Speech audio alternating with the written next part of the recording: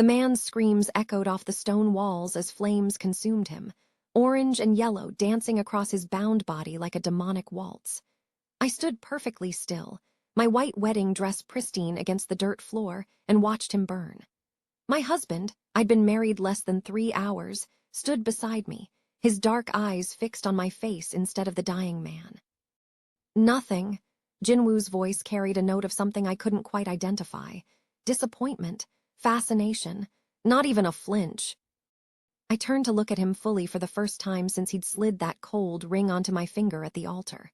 Jin-woo Park, 28 years old, new head of the Korean-American syndicate that controlled half of Chicago's underground. And now, apparently, my husband. His face was all sharp angles and controlled violence, handsome in the way a blade is beautiful, deadly and precise. "You're predictable," I said, my voice flat. "Did you think bringing me here to watch this would make me grateful, make me cry, make me feel?" His jaw tightened. The man's screams had faded to wet gurgles now. The smell of burning flesh filled the cramped space, but I'd smelled worse. I'd been worse, trapped in a burning house at age 9, my mother's screams mixing with my baby brother's cries while flames ate through the walls. "He was one of them," Jin-woo said, his accent barely noticeable after years in America. "The fire that killed your family, I had my people track down everyone involved." I know who he was. I'd known the moment I saw his face. I've known for years. Jin-woo's eyes narrowed. "And you did nothing." "What was I supposed to do?" I met his gaze steadily. "I was a child. Then I was a teenager living with my uncle in Greece. Now I'm here, married to you because Alexandros needed an alliance and you needed legitimacy with the Greek networks." I gestured at the smoldering corpse. "This changes nothing." He stepped closer, and I caught the scent of his cologne, something expensive and dark. "You're not afraid of me." "Should I be?" "Most people are." "I'm not most people." I turned toward the door. "Are we done here? This dress cost more than my life's worth, apparently, and I'd prefer not to get it dirty." His hand shot out, gripping my wrist. Not painfully, but firmly enough to stop me. "You're my wife now, Alyssa. That means you're mine, part of my empire, under my protection." "I'm aware of the terms of our arrangement." I looked down at his hand on my wrist. His fingers were long, elegant despite the violence they'd just committed. "Your father was murdered 2 weeks ago. You needed to secure your position fast. I'm the niece of Alexandros Petru, your father's oldest ally. This marriage gives you credibility with the Greek factions and access to Mediterranean routes." "I get." I paused. "Actually, I'm not sure what I get besides a new last name, and a husband who thinks setting people on fire is a romantic gesture." Something flickered across his face, surprise, amusement. It vanished too quickly to tell. "You understand this world." "I've lived in it my whole life. Just because I don't participate doesn't mean I'm blind." He released my wrist and moved past me to the door, pulling out his phone. "Clean this up," he said to whoever answered. Then to me, "We leave for Chicago in the morning. The ceremony was for the old guard. Our real life starts there." I followed him out into the cool Greek night. The Mediterranean stretched dark and endless before us, and somewhere across those waters was my new home.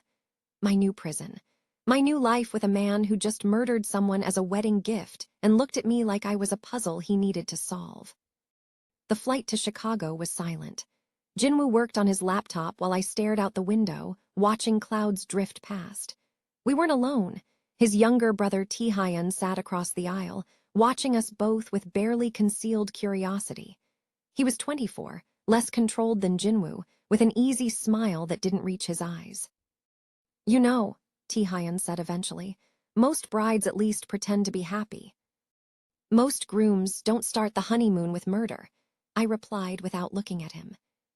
He laughed, a genuine sound that made his brother's head snap up from his computer. "I like her, Hyung. She's got spirit." "Spirit is dangerous," Jin-woo said, his gaze fixed on me now. "It makes people do reckless things." "As opposed to emotionless compliance," I met his stare. "Which would you prefer?" "I'd prefer a wife who understands that in my world there are consequences for recklessness." He closed his laptop. My father was killed because someone got careless, because someone thought they could operate outside the rules. I won't let that happen again. So you married me too. What? Keep the Greek roots secure. I leaned back in my seat. I'm an insurance policy, I get it. You're more than that. His voice dropped lower. Whether you want to be or not. The mansion in Chicago was exactly what I expected. A fortress disguised as a home. High walls, security cameras everywhere, guards at every entrance. Jin-woo led me through halls decorated with expensive art and cold modern furniture until we reached a set of double doors. Our rooms, he said, pushing them open. The suite was massive, bedroom, bathroom, sitting area, even a small office space. And on the desk near the window sat an array of art supplies. Professional-grade pencils, pristine sketchbooks, expensive paints. I stopped, staring at them. You like to draw, Jin-woo said from behind me. It wasn't a question. I had my people look into your background. You studied art before. Everything. Before my uncle pulled me out of university and told me I was marrying a Korean gangster to secure an alliance. Before my entire life got rearranged to serve someone else's empire. This doesn't change anything, I said, but my fingers itched to touch the supplies. I'm not trying to change anything. He moved past me to pour himself a drink from the bar. I'm just acknowledging what's real. You're here. This is your home now. You might as well have something to do besides hate me. I don't hate you. I turned to face him. I don't feel anything about you. That's worse, isn't it? His expression darkened. We'll see about that. The next morning, I met the rest of his family at breakfast. Tae-hyun I already knew. The youngest brother, Min-jun, was 22 and studying law, supposedly legitimate, though everyone knew better.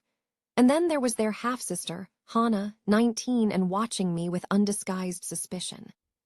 So you're the Greek girl, she said, picking at her food. The one Oppa married to keep the old men happy. Hana, Jin-woo's voice was sharp. What? It's true. She looked at me. No offense. I just think it's stupid. Arranged marriages in the 21st century, like we're living in some historical drama.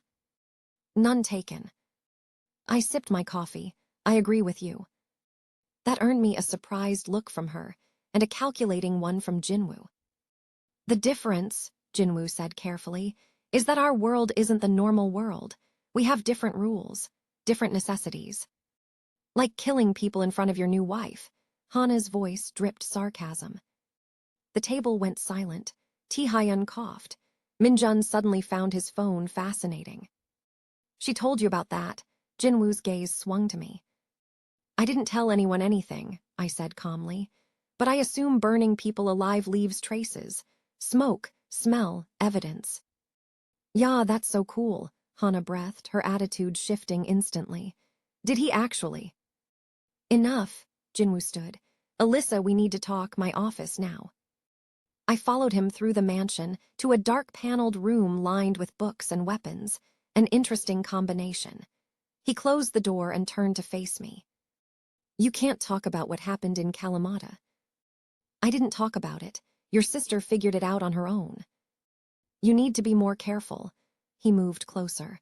Every word you say, every action you take reflects on me now, on this family, on our safety.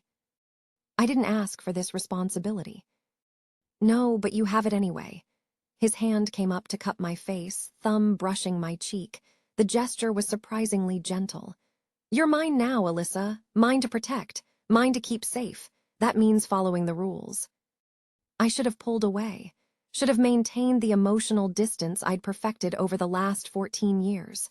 But something about the way he touched me, like I was valuable, like I mattered, made me freeze. What if I don't want your protection? I whispered. Too bad. His other hand joined the first, framing my face. You're getting it anyway. The days blurred together. Jin-woo disappeared for hours. Business, he said vaguely, while I explored the mansion and tried to find any space that felt like mine. The art supplies helped. I spent afternoons sketching the view from the windows, capturing the Chicago skyline in charcoal and pencil. Hana warmed up to me quickly, showing up at random times to talk about school, boys, anything except the family business. Min-jun was polite but distant. Tae-hyun watched everything with those sharp eyes, clearly trying to figure out what his brother saw in me. I was sketching in the garden one evening when I overheard voices from an open window, Jin-woo and Tae-hyun arguing in Korean. My Korean was limited, but I caught enough. Father, murder, revenge, danger. Jin-woo's father had been killed in this house, shot in his office. The same office where Jin-woo now spent hours working. The same office where his father's blood had soaked into expensive carpet.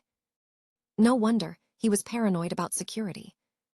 I decided I needed air that wasn't filtered through walls and guards. The next evening, while Jin-woo was locked in a meeting, I slipped out to the garage. The keys to one of his cars, a sleek black sedan, hung on a hook by the door. The guard stationed there was young, barely 20, and when I smiled and said I was just going for a drive, he hesitated only a moment before nodding. Chicago at night was beautiful and terrifying. Lights everywhere, people moving through streets like blood through veins. I drove aimlessly, soaking in the freedom, until I ended up downtown near the river. I parked and walked, breathing in the smell of the city, feeling almost human again. My phone rang. Jin-woo. I didn't answer. It rang again, and again, and again. On the fifth call, I picked up. Hello. Where the fuck are you? His voice was deadly quiet. I went for a drive. You went for a drive. He repeated the words like they were in a foreign language. You, my wife, who people would pay millions to kidnap, went for a drive. Alone, in Chicago. I needed air. You needed, he cut himself off. Where are you, exactly? I told him. 20 minutes later, his car pulled up next to mine. He got out slowly, and I watched him approach. He was wearing all black, and in the streetlights, he looked like something out of a nightmare, beautiful and deadly. Get in the car, he said softly. Which one? Mine, now. I obeyed, sliding into the passenger seat. He got in beside me and just sat there, hands gripping the steering wheel so hard his knuckles went white. Do you have any idea, he said finally, what could have happened to you? I can take care of myself. You think that matters? He turned to look at me, and his eyes were blazing. You think your ability to defend yourself means anything when there are dozens of people who want to hurt me through you, when there are rivals who would love nothing more than to get their hands on Jin-woo Park's wife. I'm not your property. Yes, you are, he leaned closer. That's exactly what you are, mine to protect, mine to keep safe. And you just threw that back in my face by doing something so monumentally stupid. I just wanted to feel free for 1 hour, I snapped. 1 hour where I wasn't locked in your fortress, wasn't playing the role of the obedient wife, wasn't drowning in a life I didn't choose. His expression shifted, anger mixing with something else. You think I chose this? You think I wanted to inherit my father's empire at 28? To spend every day looking over my shoulder, wondering who's going to try to kill me next? Then why do it? Because it's my responsibility, my family, my legacy. He reached out, fingers brushing my jaw. And now you're part of that, whether you like it or not. We drove back in silence. But when we reached the mansion, Jin-woo walked straight to where the young guard stood and pulled out his gun. The guard's eyes went wide. Jin-woo, don't, I started. The gunshot cracked through the night. The guard crumpled. I stood frozen, ears ringing, as Jin-woo holstered his weapon and turned to the other guards who'd come running. Let this be a lesson, he said coldly. Anyone who lets her leave unprotected dies, no exceptions.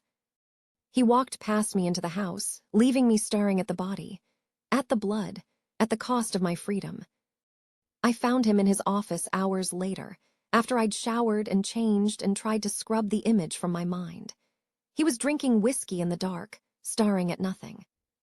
You killed him, I said from the doorway. Yes. He was just a kid. He was responsible for your safety and he failed. Jin-woo didn't look at me. In my world, failure has consequences. I'm the one who left. And now you won't make that mistake again. He finally met my gaze. Will you? I should have hated him, should have been terrified. But all I felt was that same numbness that had protected me for years, mixed now with something else. Understanding, maybe. In his twisted way, he was trying to protect me, trying to keep me safe in a world where safety was an illusion. "No," I said quietly. "I won't." He nodded. "Chris will be your bodyguard, former military. He'll follow you everywhere. Even to the bathroom. If necessary." I laughed a hollow sound. "You really are insane." "I'm realistic." He poured another drink. "There's a difference." I should have left then, should have gone to bed. Instead, I crossed to his desk and took the glass from his hand, downing the whiskey in one gulp. It burned, but it was a good burn. A feeling. "Tell me about your father," I said. His expression shuddered. "Why?" "Because you just killed someone to protect me. Because you're my husband and I don't know anything about you except that you're violent and paranoid and powerful. Because maybe if I understand, this whole situation will make sense." He studied me for a long moment, then gestured to the leather couch against the wall. We sat, careful not to touch, and he began to talk. His father had built the organization from nothing, arriving in Chicago at 20 with ambition and no fear. He'd married a Korean woman from a good family, Jin-woo's mother, and had 3 sons. Then she died when Jin-woo was 12, and his father remarried a younger woman who gave him Hana. The organization grew, spreading from Chicago through the Midwest, forging alliances with other groups, including mine. "He was here in this office when they killed him," Jin-woo said, voice flat. "I found him 3 bullets and a note pinned to his chest." "What did it say?" "The sons follow the father." He looked at me. "It was a promise, a threat. They were coming for us next." "So you secured power fast, made alliances, married me." "Yes." "And the person who killed him.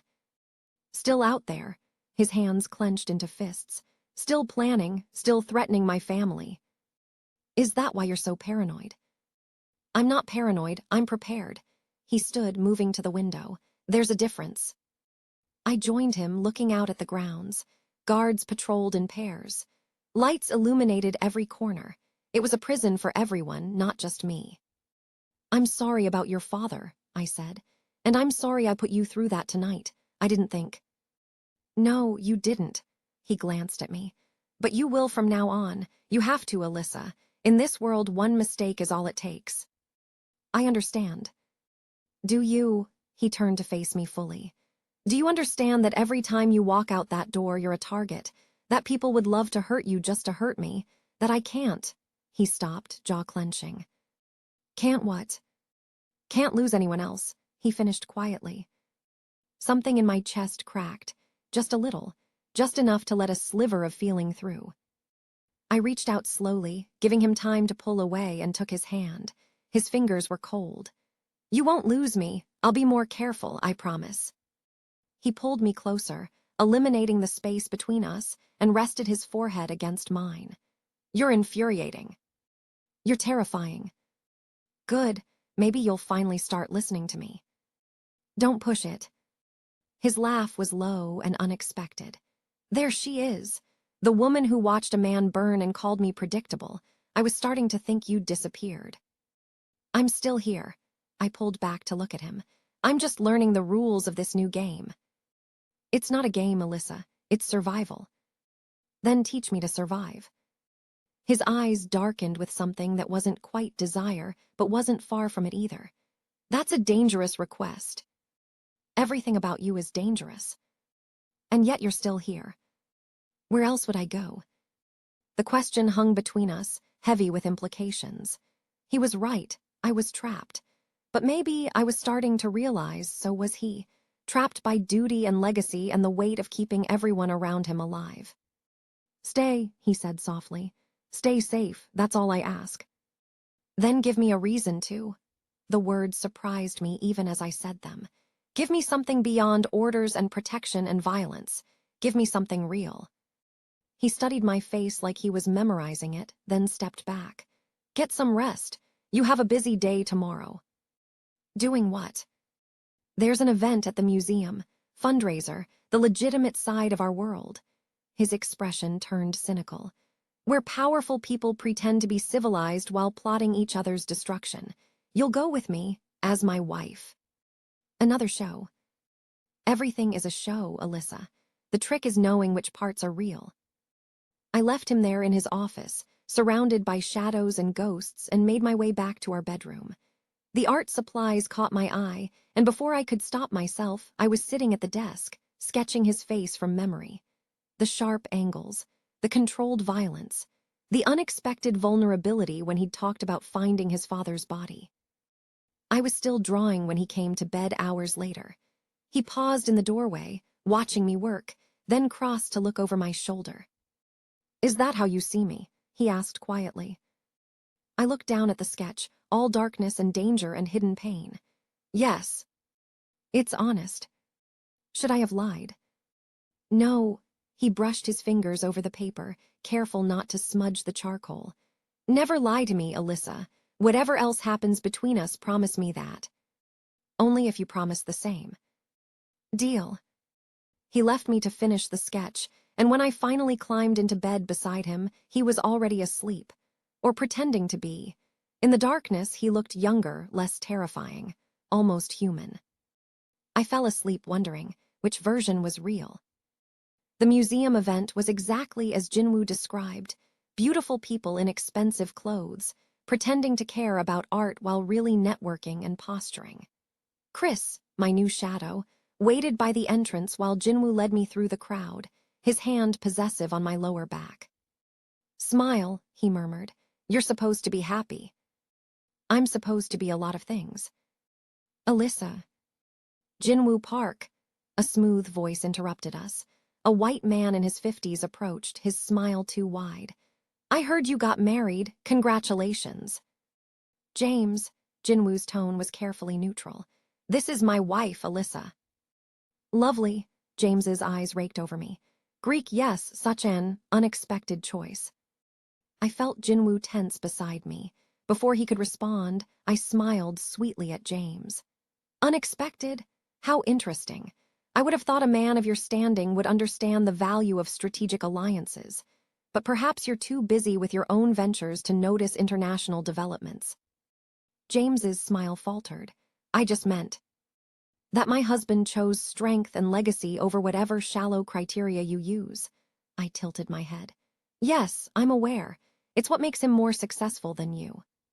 Silence rippled outward from our little group. Someone coughed. Jin-woo's hand tightened on my back, whether in warning or approval, I couldn't tell. James's face reddened. "I see. Well, enjoy your evening." He practically fled. Jin-woo steered me away toward a quieter corner. I braced for anger. Instead, he pulled me close and kissed me, hard and possessive and very public. When he pulled back, his eyes were bright. "That," he said softly, "was perfect. I defended you." "You destroyed him." He grinned, the first genuine smile I'd seen from him. "James has been trying to undermine me for months. You just put him in his place without me having to spill blood." "I thought you liked spilling blood." "I do, but this was better." He kissed me again, softer this time. "You're full of surprises, Mrs. Park." "Don't get used to it." Too late. That night, back at the mansion, something had shifted. Jin-woo watched me differently, not as an obligation or an asset, but as something else. Someone he was choosing to see. We were getting ready for bed when he approached me from behind, his reflection joining mine in the mirror. His hands settled on my hips. "Alyssa," he said softly. I met his eyes in the glass. "Yes." "I want," he paused, jaw clenching. "I want to be with you properly, as your husband." My heart rate picked up. We've been sleeping in the same bed for weeks. "That's not what I mean." His hands tightened. "I want you, all of you." I turned to face him. In the low light, he looked vulnerable and dangerous at once. This was it, the moment where our arrangement either became something real or stayed forever empty. "Okay," I whispered. His eyes darkened. He leaned down to kiss me, and this time it wasn't for show or possession. This was want, raw and real. His hands moved to my dress, finding the zipper, and I didn't want to stop him. The dress fell away. His hands skimmed over my skin, and I gasped at the sensation, the first real feeling I'd had in so long. He pulled back, breathing hard, and reached for the hem of my slip. "Wait," I said suddenly. He froze. "Did I hurt you?" "No, I took a shaky breath. "I need to tell you something." "Tell me." I haven't. God, why was this so hard? I'm a virgin." Surprise flickered across his face. "You're 23. "I know how old I am." I crossed my arms. There was never anyone I wanted to be with, not after everything." He studied me for a long moment, then nodded slowly. "Okay. Okay. We'll go slow. I won't hurt you." "That's not." I stopped as his hand brushed my right side, and I flinched instinctively. His expression sharpened. "What's wrong?" "Nothing." "Alyssa." I sighed and lifted my slip, revealing the scar that covered my right side, angry, twisted skin from my ribs to my hip. The permanent reminder of the fire that had stolen everything. "This is what's wrong," I said bitterly. "This is what I really look like under all the pretty clothes and makeup. This is what you married." He was silent for so long I wanted to run, hide, disappear. Then his hand came up, fingers tracing the scarred skin with devastating gentleness. "This," he said quietly, "is proof you survived, proof you're stronger than the fire that tried to kill you, proof you're a fighter." His eyes met mine. "You think this makes you less beautiful, it makes you more, because it's real, because it's you."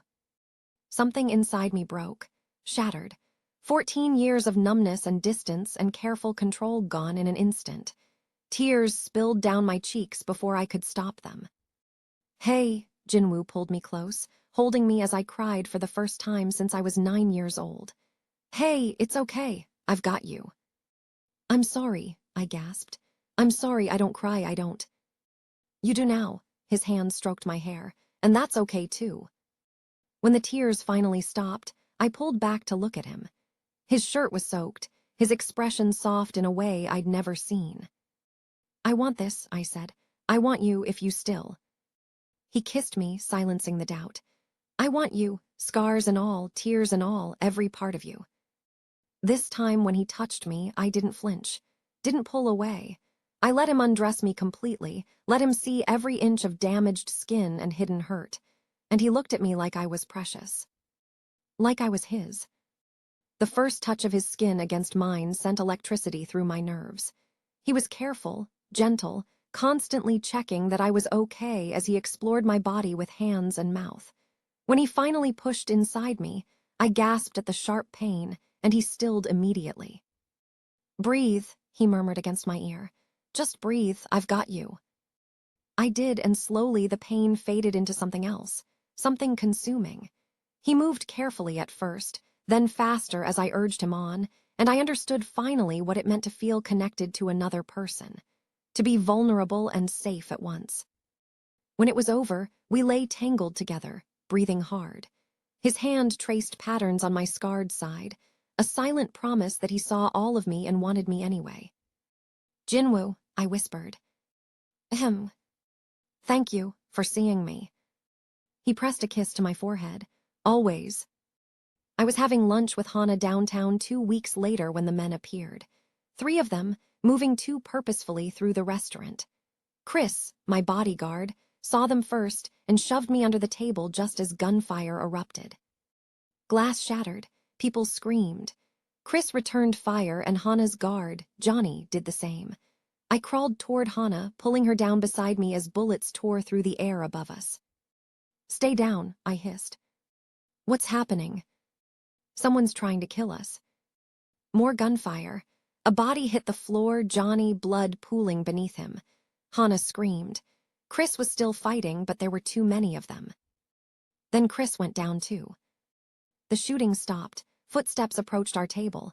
A man's face appeared, grinning. "Found you." He reached for me, and I grabbed a knife from the table, slashing at his hand. He swore, jerking back, and I scrambled up, pulling Hana with me. We ran for the kitchen, but pain exploded in my shoulder, a bullet grazing me, burning like fire. I didn't stop, couldn't stop. We burst through the kitchen, out the back door, into an alley. Behind us, the men gave chase. Police sirens wailed in the distance.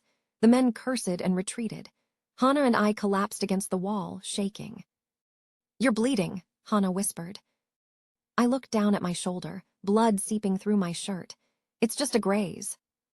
"Johnny's dead." "I know."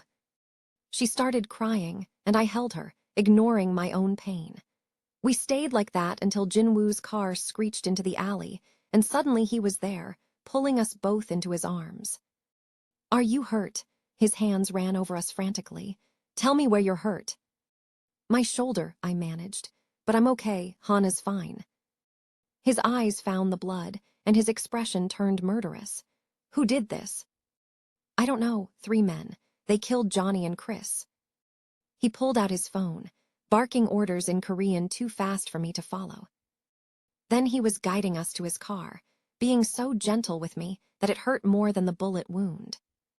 At the mansion, a doctor stitched my shoulder while Jin-woo paced like a caged animal. Tae-hyun and Min-jun had arrived, both armed and angry. Hana sat in the corner, still crying. "It was the Athenian warriors," Tae-hyun said. "Had to be, same signature as the other attacks." "George Zerva's," Jin-woo spat the name like poison. "Your uncle's old friend, your family's ally, he's behind this." I looked up sharply. "George, no, he wouldn't." "He would, and he did." Jin-woo stopped packing to face me. "We've been tracking the attacks. They all lead back to him. He killed my father. He's trying to kill me. And now he's gone after you." "You're wrong." I stood, ignoring the doctor's protest. "George is a good man. He helped my family. He's a gangster, Alyssa, just like me, just like your uncle. There are no good men in this world." Jin-woo's voice was hard. "Only survivors and corpses." "You don't know him." "I know enough." He moved closer, his face inches from mine. "He's the enemy, and I'm going to destroy him." "No," I put my hand on his chest. "Not until you're sure, not until you have proof." "I have proof." "Then show me." We argued for hours, voices rising until we were shouting. Until I slapped him hard across the face. Until he grabbed my throat, not squeezing but holding, his eyes wild. "I made a mistake marrying you," he snarled. "You're going to get yourself killed defending him." "Then kill me yourself," I shot back. "At least that would be honest." He released me and stalked out, leaving me shaking and furious, and terrified that everything was falling apart. Tae-hyun found me later in the garden. "He doesn't mean it, about the mistake." "Yes, he does." "No," he sat beside me on the bench. "He's scared, that's all. He watched someone hurt you today and it broke something in him." "He has a funny way of showing it," I said. "He's Jin-woo. He shows everything through violence and control." Tae-hyun paused. "But there's something you should know about George Zerva's." "What?" "He reached out to our father once, years ago, said he wanted to leave the life, wanted to go legitimate. Our father helped him set up some legal businesses." He looked at me. "Maybe George isn't the monster Jin-woo thinks he is." "Then why would Jin-woo suspect him?" "Because someone killed our father and George was there that night, had access, had opportunity." Tae-hyun shrugged. "But being in the wrong place doesn't make you guilty." "I found Jin-woo in his father's office, drinking in the dark again. He didn't look up when I entered." "I'm sorry," I said quietly, "for slapping you."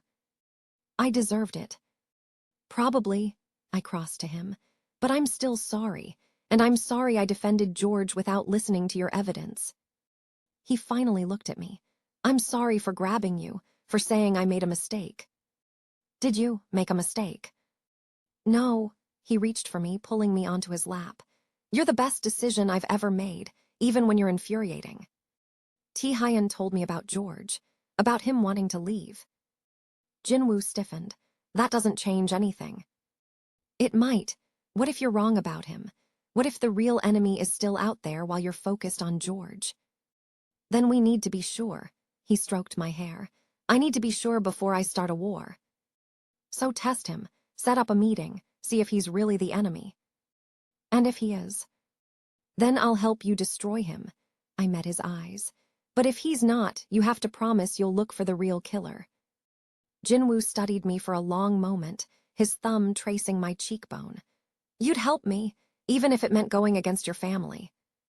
You're my family now, I said, and realized I meant it.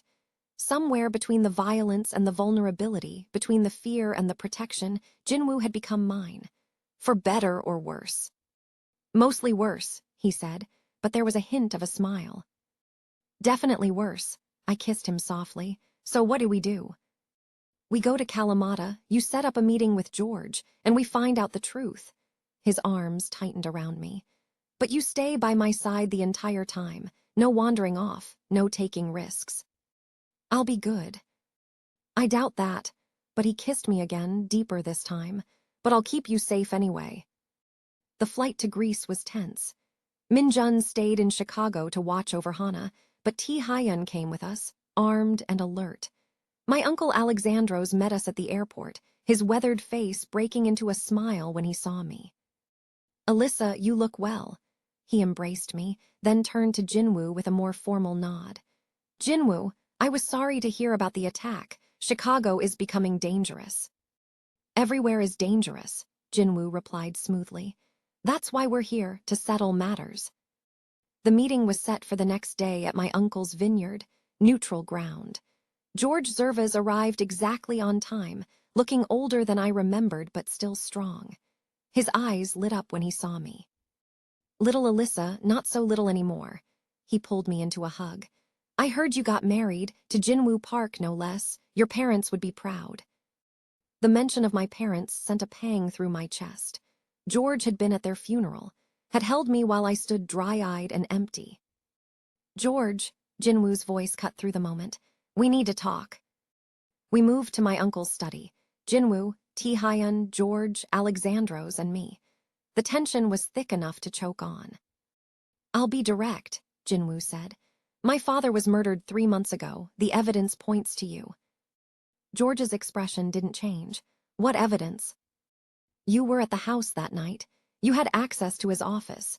You were seen leaving 30 minutes before his body was found. Jin-woo leaned forward. And you've been trying to take over our Chicago operations for years. I was there for a business meeting, George said calmly. Your father called me, said he had something important to discuss. He pulled an envelope from his jacket. He gave me this, told me if anything happened to him, I should help his family. Jin-woo took the envelope, his jaw tight. Inside was a letter in his father's handwriting. I watched his eyes move across the page, watched his expression shift from suspicion to confusion. He asked you to secure the Nafplio port, Jin-woo said slowly, to protect the Mediterranean routes if he died. Yes, George's voice was steady. I'm not your enemy, Jin-woo. I was your father's friend, his ally, and I would have been yours too if you'd asked instead of accused. Then who killed him? Jin-woo's hands clenched. Someone murdered my father. Someone is targeting my family. I don't know, but I'll help you find out. George stood. You have my resources, my men, my connections, whatever you need. Tae-hyun was reading over Jin-woo's shoulder, his expression grave. Hyung, this is legitimate. Father's seal, his signature. George is telling the truth. I saw Jin-woo's world realign in real time. The enemy he'd been focused on for months wasn't the enemy at all, which meant the real killer was still out there, still planning, still dangerous. I apologize, Jin-woo said finally, the words clearly difficult. I was wrong about you. You were grieving, George said, and protective, I understand. He glanced at me. You chose a fierce one, Alyssa. He'll keep you safe. I know. My uncle poured drinks, the tension easing into something more like alliance. They were discussing port access and shipping routes when the first gunshot shattered the window. Glass exploded inward. Tae-hyun went down with a cry, blood blooming on his shoulder. Jin-woo threw himself over me as more bullets tore through the room. George returned fire, and my uncle hit the floor. Get her out, Jin-woo shouted to Tae-hyun, who was clutching his wounded shoulder. I'm not leaving you, I started, but he was already shoving me toward the door. Go. More gunshots. Tae-hyun grabbed my arm, pulling me into the hallway. We ran through the house as chaos erupted around us. Men fighting, guns firing, the familiar smell of violence and smoke. We burst outside into the vineyard, and I saw them, men in tactical gear, at least a dozen, surrounding the property. This wasn't a random attack. This was an assault. Tae-hyun pushed me behind a stone wall, his face pale from blood loss. "Stay here, don't move." "You're hurt." "I'll be fine, just stay hidden." He moved to return fire, but there were too many of them. I watched helplessly as they closed in, as Tae-hyun's gun clicked empty, as one of the men raised his weapon. A cloth covered my face from behind, chemical sweet and suffocating. I tried to scream to fight, but my limbs went heavy. The world tilted and I was falling into darkness. The last thing I heard was Jin-woo shouting my name. I woke in darkness, my head pounding and my mouth dry. The chemical taste lingered on my tongue. I tried to move and realized my hands were bound behind my back, tied to a chair. My ankles were similarly restrained. Panic clawed at my throat. I forced it down, forced myself to breathe and think. I was alive. That meant I was valuable. That meant Jin-woo would come for me. If he was still alive. No, I couldn't think that way. He was too strong, too careful, too paranoid to die. He'd survived this long. He'd survive now. Light suddenly flooded the room, blinding me. I blinked, and shapes resolved into a concrete basement, bare except for my chair and a camera on a tripod pointed at me. A man entered 50s, Greek with cold eyes and a cruel smile. "Alyssa Park, welcome." "Who are you?" "Sebastian Macris, though I doubt your husband mentioned me." He circled me slowly. "I lead the Athenian warriors, and you, my dear, are going to help me destroy Jin-woo Park." "He'll kill you for this." "He'll try." Sebastian stopped in front of me. "But first, he'll give me what I want. The Nafplio port and $10 million. He has 24 hours. He turned on the camera, and I realized he was recording a ransom video. Proof of life. Leverage. "Smile for your husband," Sebastian said.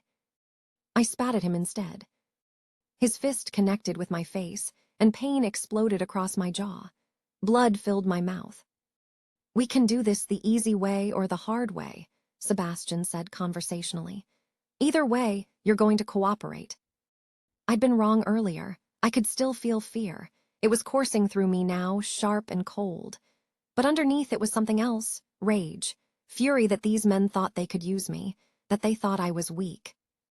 I thought of Jin-woo, of his face when he talked about finding his father's body.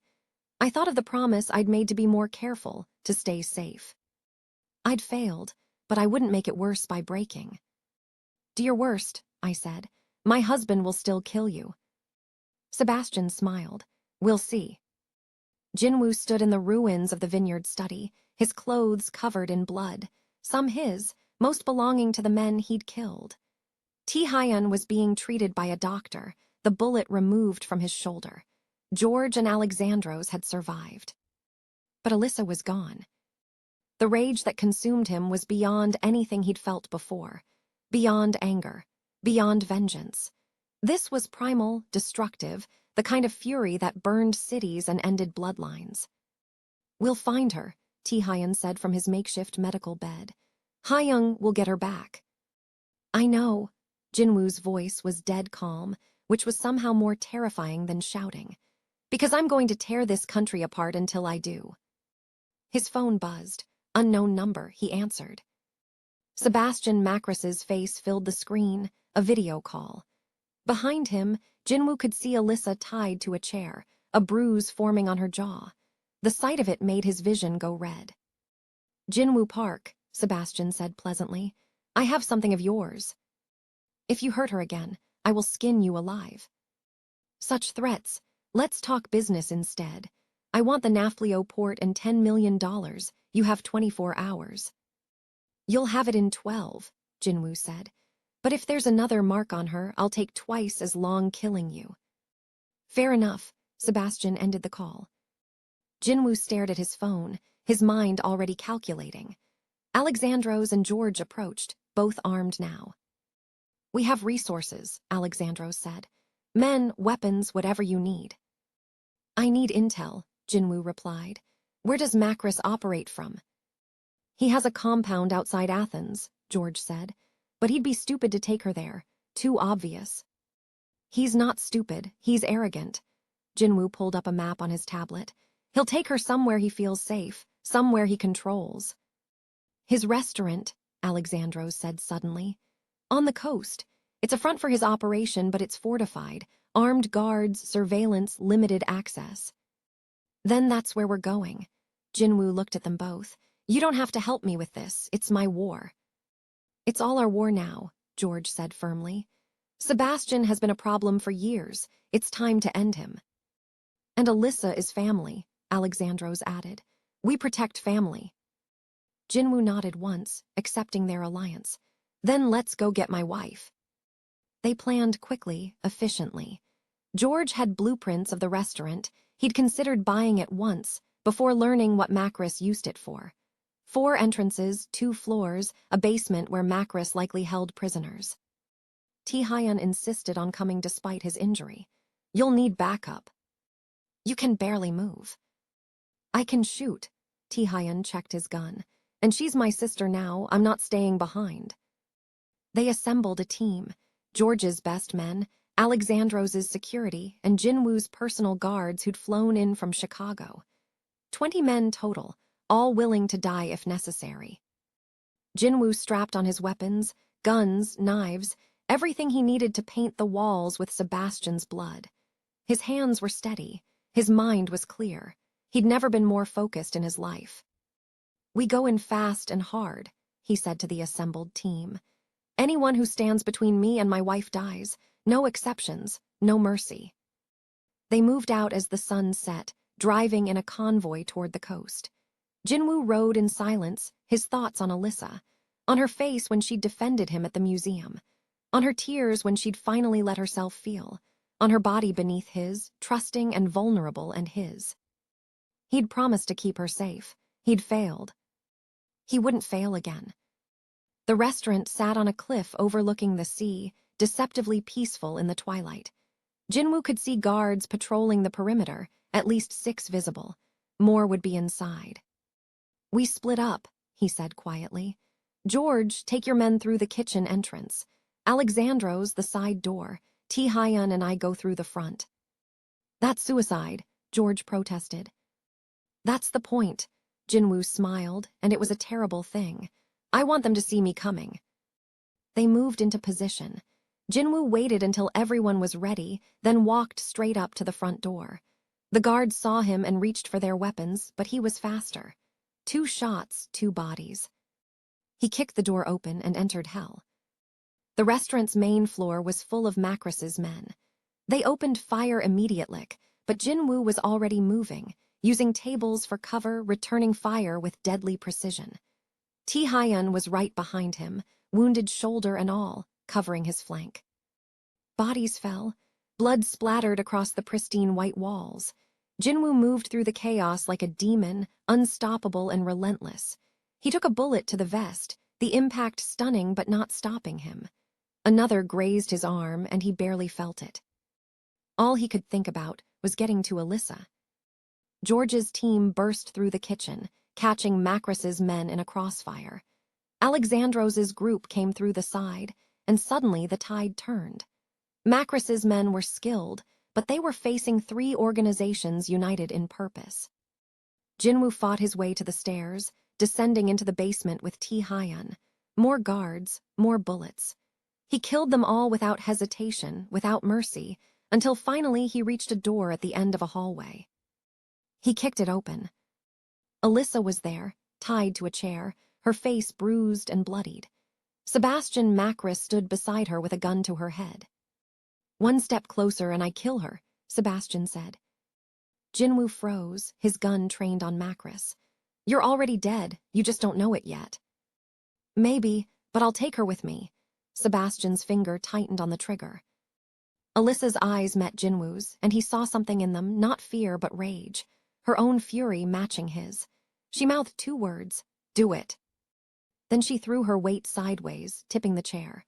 Macris's shot went wide, and Jin-woo fired twice, center mass, no mercy. Macris stumbled back, blood spreading across his shirt. Jin-woo walked forward slowly, deliberately, and fired again, and again, and again. He kept firing until the clip was empty, until Macris's body was riddled with bullets, until the man who dared to touch his wife was nothing but cooling meat. Then he dropped the gun and rushed to Alyssa, cutting through her bonds with shaking hands. "Are you hurt?" His hands ran over her frantically. "Tell me where." "I'm okay," she gasped, throwing her arms around him. "I'm okay, you came." "Of course I came." He pulled back to look at her, cupping her battered face. "Did you really think I wouldn't?" "I was afraid," her voice broke. "I was afraid they'd kill you, that I'd never see you again." "Never." He kissed her forehead, her cheeks, her lips. "You're mine, remember? Mine to protect, mine to keep safe, and I always keep what's mine." She laughed, the sound broken and beautiful. "I was wrong about doubting you, about George, about everything. You were right to question me, to push back." He stood, pulling her up with him. "We're partners, that's what you said you wanted, so we make decisions together from now on. Even the violent ones. Especially those." He glanced at Macris's body. "Though I'm not sharing that particular pleasure again." She looked at the corpse, at the blood pooling beneath it, and felt nothing but satisfaction. "Good." They made their way back upstairs, stepping over bodies. The restaurant was a slaughterhouse, but Jin-woo's team had won. George was securing the perimeter. Alexandros was tending to the wounded.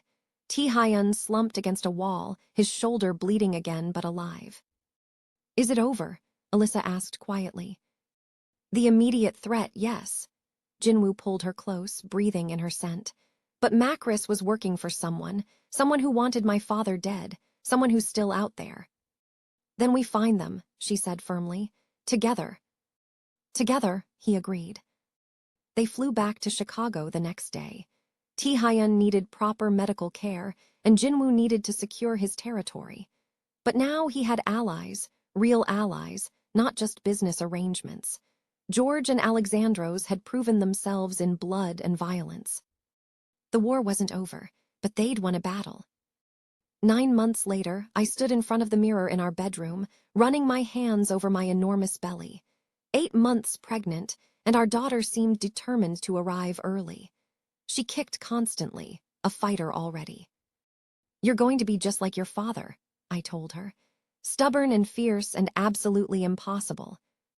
"I heard that," Jin-woo said from the doorway, carrying a tray of food. "And she'll be like you too, beautiful and strong and completely fearless." "I'm terrified right now," I admitted. "Of labor, of being a mother, of bringing a child into this world." He set down the tray and wrapped his arms around me from behind, his hands covering mine on my belly. "You're allowed to be scared, but you're not alone, never alone." "Promise." "Promise." The baby shower that afternoon was surreal. Members of 3 criminal organizations gathered in our mansion, eating cake and playing baby games. Hana had planned the whole thing, and she glowed with excitement as she directed people around. George and Alexandros had become fixtures in our lives, visiting often. George in particular had taken a grandfatherly interest in the baby, bringing gifts every time he came. It was strange and wonderful, and nothing like I'd expected my life to become. "She's going to be so spoiled," I told Jin-woo as we watched George argue with Alexandros about the best baby monitors. "Good, she deserves everything." He kissed my temple. "You both do."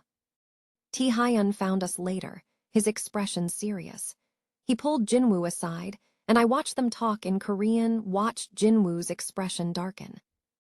"What's wrong?" I asked when Jin-woo returned. "Tae-hyun has been investigating Sebastian Macris, following the money trail." He took my hand. "He thinks Macris was working for someone else, someone who used him to get to us." "Who?" "We don't know yet, but Macris said something before he died, something about being betrayed, about being set up." Jin-woo's grip tightened. "Someone wanted us to kill Macris. Someone is still playing games." "What do we do?" "Tae-hyun is going to Athens. He'll track the financial records, follow the leads, but it could take months." Jin-woo looked at me, at my belly. I'm staying here with you, with our daughter. Whatever's out there can wait until she's born. Are you sure, if there's a threat? The threat has waited this long. It can wait a little longer.